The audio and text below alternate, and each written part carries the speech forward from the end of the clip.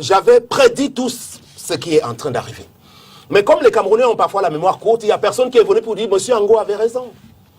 C'est-à-dire que Samuel, avec tout ce qu'on peut lui reconnaître, vous savez, moi, ce sont tous mes amis dans mon parcours en réalité. Tous ces gens-là, c'est ma génération en réalité, depuis 1998. Il a fait, lui, 4 Coupes du Monde. 98, 2002, 2010, 2014. Donc, il veut nous dire déjà, pour prendre au niveau de la forme de ses propos, que durant toutes ces Coupes du Monde, il n'a pas pu gagner ou bien faire grand-chose parce que l'environnement était mauvais. Non. Les 2 dernières auxquelles moi j'ai participé, en Afrique du Sud et au Brésil, le monsieur qui nous créait le plus de problèmes, c'était précisément lui.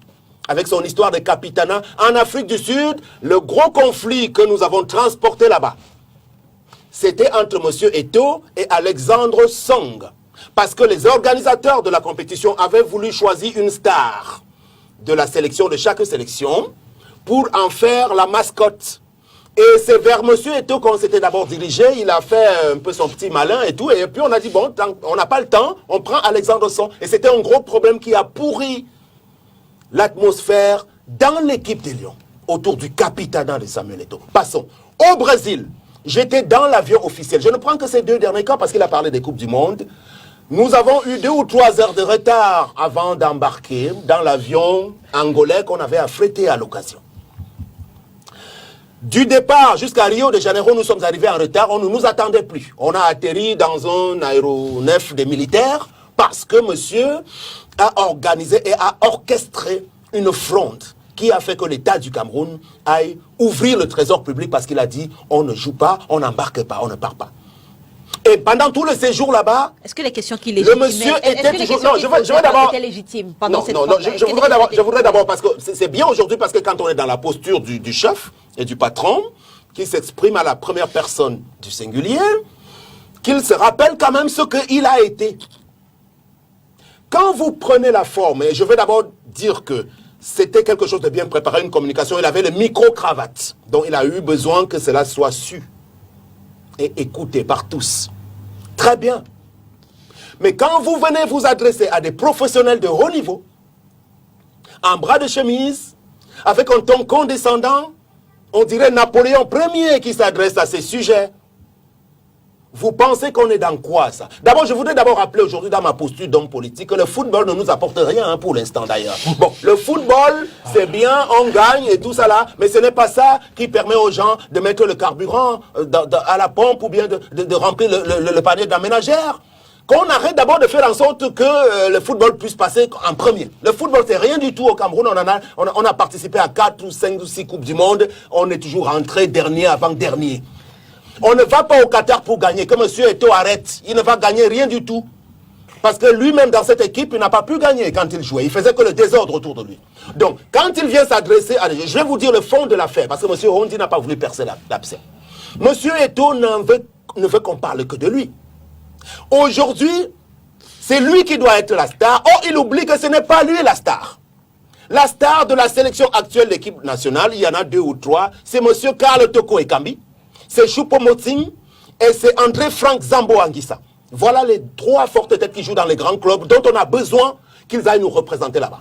Donc son discours, d'après nos enquêtes, s'adressait à Aboubacar Vincent et André-Franck Zambo Anguissa qui ne veulent pas lui faire allégeance. Et ça, je vous parle en connaissance de cause parce que j'ai appartenu à ce milieu-là et j'ai encore quelques connexions. Il y a beaucoup trop de choses qu'on ne voulait pas venir dire ici, mais quand c'est trop, il faut qu'on perce l'abcès. Il faut que M. Eto'o sache que l'équipe nationale n'est pas pour lui. La FECAFOOT ne lui appartient pas, tout autant président qu'il est. Et que le Cameroun a bien mieux à faire que de se retrouver à parler au cours de...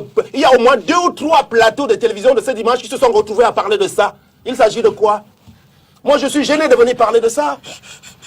Des émissions entières, parce que monsieur a orchestré quelque chose.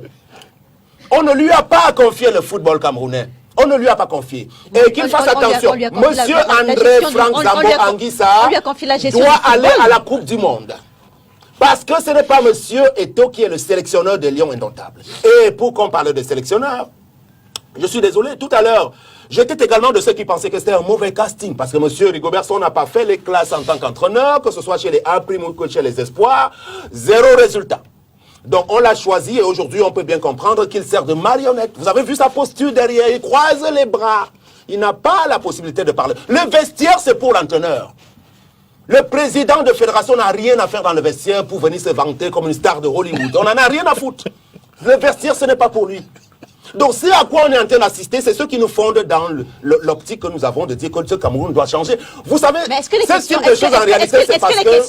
questions que pose Samuel Eto'o-Fils après cette rencontre, peut-être que j'aurais dû vous poser la question, comment est-ce que vous avez trouvé d'abord la prestation des Lions? Bon, la prestation, je vais vous dire justement, la prestation de moi, je ne vais pas répondre au premier degré. Pour vous répondre à cette question, je vais convoquer une interview que nous avions réalisée à l'époque auprès de M. Jérémy Sorendita au terme d'un match des Lions qui était assez houleux au stade Omnisport à Yaoundé à l'époque, je me rappelle plus de l'année, ça date de très très longtemps. C'était assez compliqué, on pensait que les Lions devaient le gagner assez facilement, mais ils ont quand même réussi à gagner, je crois, 2-1 et tout. Et dans le vestiaire, M. Jérémy Njita nous a dit, vous ne connaissez pas le football. Le football, c'est que, ce n'est pas ce que vous pensez, c'est-à-dire que c'est le résultat qui compte à la fin. Il n'y a plus de petite équipe aujourd'hui. L'entraîneur marionnette qu'on a là, lui-même, il a déclaré qu'il était content du résultat. Pourquoi le président vient dire que lui n'est pas content du résultat? Le résultat, c'est ce qu'on est allé chercher, c'est-à-dire la victoire, 3 points, un point barre.